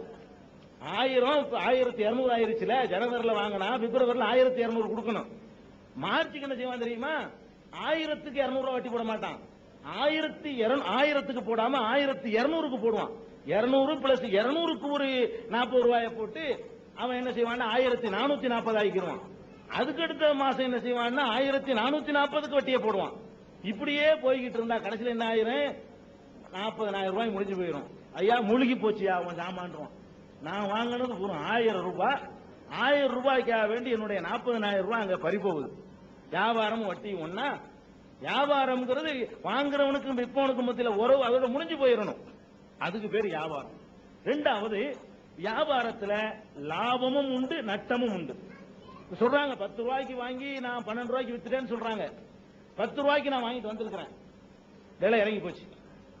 தக்காளி பழம் மாதிரி வேலை செஞ்சு 40 ரூபான்னு கூட பேசி வாங்கிட்டு வர்றேன், கிலோ 40 ரூபான்னு சொல்லி. இங்க வந்தா தாராபுரத்துல மழை பெஞ்சு கொண்டாந்து இறக்கி விட்டான் லோடா. நான் 40 ரூபாய்க்கு வாங்கிட்டு வந்த கிலோ தக்காளி வந்து இங்க 4 ரூபாய்க்கு இவன் விற்குவான் கோயம்பேட்டில். இப்ப நான் 3 ரூபாய்க்கு விற்கணும். இப்ப நான் வாங்கினது 40 ரூபா, நான் விற்கிறது என்ன, எப்பவுமே நான் 10 ரூபாய்க்கு வாங்கி 12க்கு தான் விற்பேன்னு சொல்லவே முடியாது. எந்த வியாபாரி வாங்கினதெல்லாம் லாபமா வித்துருவானா? 100 பொருளை வாங்குறான்னு சொன்னா 70 பொருள் லாபத்துக்கு விற்பான், 30 பொருள் மார்க்கெட் டவுன் ஆயிடுச்சுன்னா குறைச்சியும் கொடுப்பான். வியாபாரத்துல லாபம் நட்டம் எல்லாம் கலந்து இருக்குது. அந்த மார்க்கெட்ல என்னவோ அதுக்கு தகுந்த மாதிரி அவன் தன்னை வளைத்து ஆக வேண்டி இருக்குங்க. நான் 10க்கு தான் வாங்கின 12 தான் நீ தந்த ஆகணும்னா போட அந்த தரம் 8 ரூபாய்க்கு போயிடுவான். நான் சொல்லிட்டு இருக்கேன், வச்சுக்கிட்டு இருக்க அந்த பொருளை. அப்ப 8 ரூபாய்க்கு மார்க்கெட்டுக்கு வந்தா நானும் 8 ரூபா தான். இப்ப வியாபாரத்துல வந்து நான் அன்னைக்கு மார்க்கெட்டுக்கு தகுந்த மாதிரி நான் என்னை அட்ஜஸ்ட் பண்ணி என்னை இறக்கி ஆகணும், ஒத்துழைச்சு ஆகணும். வட்டியில் அது உண்டா? வட்டியில் அது கிடையாது. கொடுத்தீங்கன்னா லாபம் தான், 10 ரூபா 12 ரூபா தான் அப்படிங்கிற அடிப்படையில் சுரண்டான இந்த சுரண்டலை தான் இஸ்லாம் வந்து தடுக்குது. இது இன்னொரு காரணம் விளங்கிக்கணும். இந்த விலைவாசி ஏறுது, இது அவங்க கேட்ட கேள்விக்கு நேரடி தொடர்பு இல்லாட்டாலும் வட்டிக்கு தொடர்புடையது. இன்னைக்கு விலைவாசி ஏறுதுன்ற ஒரு பெரிய விவகாரமா இருக்குல்ல, இதுக்கு என்ன காரணம் எவனாச்சும் குறைக்க முடியுதா? ஒவ்வொருத்தரும் தேர்தல் நேரத்தில் வந்தா நாங்க குறைச்சுடுவோம், விலைவாசியை குறைச்சிருவோம். யாராவது விலைவாசியை குறைச்சிருக்கிறானா? குறைச்சிருக்குதா? இன்னைக்கு வந்து ரூபாயுடைய மதிப்பு வந்து 6 பைசாவில் வந்து நிக்குது. 24 பைசா 26 பைசான்னு வந்து 6 பைசாவில் வந்து நிக்குது. இந்த 6 பைசாவில் நிக்கிறது கூட 48ல இருந்து உள்ள கணக்கு தான் அவன் சொல்றான். 48க்கு முந்தி இருந்த ரூபாயுடைய மதிப்பு அவன் எடுத்துக்கல. இந்த 50 வருஷ காலத்தில் ரூபாயுடைய மதிப்பு 6 பைசாவில் வந்து நிக்குது. அவ்வளவுக்கு 62ல இருந்து. அப்ப அவ்வளவு மோசமான முறையில தாறுமாற விலைவாசி எல்லாம் ஏறிக்கிட்டு போயிட்டு இருக்குது. இதுக்கு என்ன காரணம்? எவனாவது ஒழிக்க முடியுமா? வட்டியை அடிப்படையாக கொண்ட பொருளாதாரம் தாங்க காரணம். விலைவாசி கூடுறதுக்கு என்ன காரணம்? நான் ஒரு பிளேடு தயாரிக்கிறதா என்கிட்ட காசு இல்ல, கவர்மெண்ட்ல போய் வட்டிக்கு வாங்குறேன். கவர்மெண்ட்லயே அரசாங்கம் வட்டி நடத்தும் பேங்குங்கிற பேர்ல அவன்கிட்ட வட்டி வாங்குறேன். நான் 1 லட்ச ரூபாய் வட்டி வாங்கினா என்ன பண்ண வேண்டியிருக்கு? அது ஒரு வருஷத்துல நான் 1.5 லட்ச ரூபாய் கொடுக்க வேண்டியிருக்கு. நான் என்ன செய்யறேன்னா இந்த 50,000 ரூபாய் என் கையில இருந்து நான் கொடுக்க மாட்டேன், இந்த பொருள் தான் அதை வைக்குவேன். எனக்கு 50 காசு பிளேடு உற்பத்தி அடக்கமாகுதுன்னு சொன்னா கவர்மெண்ட்டுக்கு ஒரு 25 பைசா நான் கொடுக்கணும்ல வட்டி, 75 எனக்கு அடக்கமாகுது. ஏன் சொந்த மணியில நான் போட்டு அதை செஞ்சிருந்தேன்னு சொன்னா 50 பைசா அடக்கமாகவும் 60 பைசாக்கு நான் மக்களுக்கு கொடுப்பேன், விலைவாசி குறையும். எல்லாம் உரத்துல இருந்து எல்லாத்துக்கும் வட்டி, எல்லாமே வட்டி அடிப்படையை கொண்ட பொருளாதாரமா இருக்கிறதுனால இந்த விலைவாசிகள் கூட தாறுமாறா ஏறுது. மனிதனுக்கு வந்து இஸ்லாம் என்ன சொல்லுதுன்னா மனிதாபிமான உணர்வு வேணுங்க. வியாபாரத்தில் உழைப்பு இருக்கு, நல்லா விளங்கிக்கிறங்க. இதை நான் 10 ரூபாய்க்கு வாங்கி விற்கிறேன்ல, வெறும் 10 ரூபாய் நான் வச்சுக்கிட்டு இருக்கல. நான் பஜாருக்கு போறேன், அலைகிறேன், அல்லது என் மூளையை செலவழிக்கிறேன், கஷ்டப்படுறேன். எந்த இடத்துல 10 ரூபாய் கிடைக்குமோ அங்க போய் வாங்குறேன். ஒருத்தன் 11 ரூபா வாங்க மாட்டேன், ஒருத்தன் 12 ரூபா அவன்கிட்ட வாங்க மாட்டேன். அலைஞ்சி திரிஞ்சு எங்க 10 ரூபாய் கிடைக்குது அங்க நான் வாங்குறேன். இதுக்கு நான் உழைக்கிறேன். இந்த 10ஐ 12ஆக ஆக்குவதற்காக வேண்டி நான் என்னுடைய உடல் உழைப்பையோ மூளை உழைப்பையோ செலவு செய்யறேன். 100 ரூபாய் கையில வச்சுக்கிட்டு இருக்கிறேன். இதுக்கு என்ன எந்த 100 ரூபாய் மதிப்புடைய விசாரிக்க செய்யறேன். 100 ரூபாய் கையில இருக்கும். ஒருத்தன் கஷ்டப்பட்டு வருவான், இந்தா 110 ரூபாய் கொடுத்துரு அடுத்த மாசம். என்ன நீங்க உழைச்சிங்க? இதுக்கு வியாபாரத்தில் உழைப்பு இருக்குதுல்ல, ஒன்னு உடல் உழைப்பு அல்லது மூளை உழைப்பு. இந்த 2 உழைப்பும் இருக்கும். ஒரு உழைப்பும் இல்லாம இந்த ரூபாயை கொடுத்துட்டு கூட கேட்கறாங்கிறது கொடுமையா இல்லையா? அந்த அடிப்படையில் இஸ்லாம் என்ன சொல்லுதுன்னா பொருளாதாரம் என்பது வந்து மனிதாபிமான அடிப்படையில் சுத்தி வரணும். வட்டிக்கு போய் எவன் வாங்குறான்? தொழிலதிபர்கள் வாங்குறான், அது விலைவாசி கூடி போயிடுது. இன்னொருத்தன் வாங்குறான், சலசலப்பு எல்லாம் பாத்துக்கணுமா. இன்னொருத்தன் வாங்குறான், யார் தெரியுமா? தகப்பன் சீரியஸ், 1000 ரூபாய் மருத்துவத்துக்கு தேவை. இந்த நேரத்தில் மனிதன் என்ன பண்ணணும்? காசு வச்சுக்கிறவன் மனிதாபிமானம் அவனை கடன் கொடுக்கலாம்ல. மனிதாபிமானம் என்னங்க? இந்த பொருளை கொண்டு அடமானம் வச்சுட்டு வாங்குறானே இவன்லாம் யாருங்கிறீங்க? 1000 500 வாங்குறவன் பில்டிங் கட்டுறதுக்காக வாங்குறான், பெரிய பெரிய தொழிற்சாலையை உண்டாக்குறதுக்காக வாங்குறான், பேங்க்ல கடன் வாங்கிட்டு ஏமாத்திரமா அதுக்கு வாங்குவான், அது வேற விஷயம். இந்த தனிநபர்கள் வச்சிருக்கிற வட்டிக்கடல வாங்குறவன் யாருங்கிறீங்க? ஒரு மரண காரியத்துக்கு, ஒரு கல்யாண காரியத்துக்கு, ஒரு வயிற்று வலிக்கு, ஒரு ஆபரேஷனுக்கு, ஒரு அவசர தேவைக்கு இதுக்கு போய் வாங்குறான். இவன் ஒரு நெருக்கடியான கட்டத்தில் சிக்கிக்கிட்டாங்கிற அந்த நேரத்தை பயன்படுத்திக்கிட்டு, இந்த நெருக்கடியை பயன்படுத்திக்கிட்டு 1000 ரூபாய் தர்றேன், நீ 1200 தந்துடுறியா? அதுக்கு அடுத்த மாசம் 1400 தந்துடுறியா?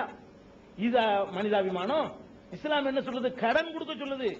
கடன் கொடுத்துவதோ இருக்குதா? பணமா வச்சிருக்கிறியா? கடனா கொடு. மனிதாபிமானத்தில் உதவி பண்ணு. இன்னும் சொல்ல போனா இஸ்லாம் எந்த அளவுக்கு மனிதனுக்கு போதனை செய்துன்னு சொன்னா, யார் ஒருவன் கடன் வாங்கியவனுக்கு கூடுதல் அவகாசம் தருகிறானோ, முடியுமானால் தள்ளுபடி செய்கிறானோ, அவனுக்கு கடவுள் வந்து தனி அவர் அந்தஸ்தை மறுமையில சொர்க்கத்தில் வழங்குகிறார். அப்படி ஊக்குவிக்குது. கடனை கொடுக்கிறோம், தர முடியல, கடன் வாங்கணும் ஏங்க தரமாட்டேங்கிறான், முடியாம தரமாட்டேங்கிறான். ஃப்ராட் பண்றவன் கொஞ்சம் பேர் இருப்பான், கொடுக்கணும்னு நினைக்கிறான், கடன் வாங்கிட்டு கொடுக்க முடியாம தற்கொலை பண்றவன் யாரு? கொடுக்க நினைக்கிறவன். கடன் வாங்கிடுறான், தற்கொலை பண்றான், போடா தர முடியாதுன்னு சொல்லிட்டு போயிடலாம். அவன் மானத்தோட வாழ நினைக்கிறான், முடியல, தூக்கு போட்டு சாவுறான், வெஸ்ட சாப்பிட்டு சாவுறான். அப்ப இந்த அளவுக்கு ஒரு மனிதன் போறான, தள்ளுபடி பண்ணலாம்ல. இந்த ஒரு வருஷம் தர்றேன், பரவாயில்ல, இன்னொரு வருஷம் எடுத்துக்க, இது சொல்லக்கூடாதா? அதனால இஸ்லாம் என்ன சொன்னா, இது பொருளாதார உதவிகள் எல்லாம் மனிதாபிமான அடிப்படையில் தான் இருக்கணுமே தவிர, ஒரு பொருளை அப்படியே கொடுத்துப்புட்டு பொருள் மாறவே இல்லை, இது வேற ரூபா வேற, இதை கொடுத்து நான் ரூபா வாங்குறேன், இவன் கொடுக்கறதையே கூட வாங்குறான். வியாபாரத்துல வந்து பொருள் வேறையா, அதுக்கு மாற்றி நான் கொடுக்குறேன். இவன் என்ன செய்யறான்னா இதே 100 ரூபாய் கொடுக்குறான், அதையே 110 ரூபாய் கேட்கறான். அந்த அடிப்படையில் தான் இஸ்லாம் வந்து வட்டியை ரொம்ப கொடுமையான குற்றமா கருது, பெரும் பாவம். இஸ்லாமிய அடிப்படையில் மிகப்பெரிய பாவங்கள்ல வட்டி வாங்குவதும் கொடுப்பதும் சொல்லப்பட்டிருக்கு. எந்த கட்டத்திலையும் வட்டி வாங்கவும் செய்யாத, கொடுக்கவும் செய்யாத, உன்னை இருக்கிறதுக்கு பண்ணிட்டு. இந்த 40,000 ரூபாய் கொடுத்த அடமான 1000 ரூபாய்க்கு வைக்கிறான், அதுக்கு பதிலா 1000 ரூபாய் அளவுக்கு ஒரு அரை பவுன் எடுத்து வித்துருந்தான்னா இவனுக்கு அந்த 9.5 பவுன் மிச்சமா இருந்திருக்கும். இந்த 1000 ரூபாய்க்கு வேண்டிய ஒரு 10 பவுன் நகையை கொண்டு அடமான வச்சு முழுகி போறது நிலைமைக்கு ஆளாகிறான. உனக்கு 1000 ரூபாய் தேவை, ஒரு அரை பவுன் அளவுக்கு எதாவது வெட்டி கொண்டே கொடுத்து அதுக்குள்ள வித்து காசை சம்பாதிச்சிருந்தா வட்டி கொடுக்கணுங்கிற சுமையும் இல்ல, மனச்சங்கடம் இல்ல, இந்த 9.5 பவுன் நமக்கு மிச்சமாவது போயிருக்கும். இப்படித்தான் இஸ்லாம் வழிகாட்டுது. வட்டிங்கிறது அறிவுடைய யாருமே, மனிதாபிமானம் உள்ள யாருமே ஒத்துக்கிற முடியாது. அதை நம்ம பார்க்கலாம். இந்தியா நீ கடனாளியா இருக்கல, இந்தியா இந்த நிலைக்கு ஆளா இருக்கிறதுக்கு என்ன காரணம்? உலக வங்கியில கடன், அதுக்கு வட்டி, நம்மளை எல்லாம் கடனாளி ஆக்கி வச்சிருக்காங்க.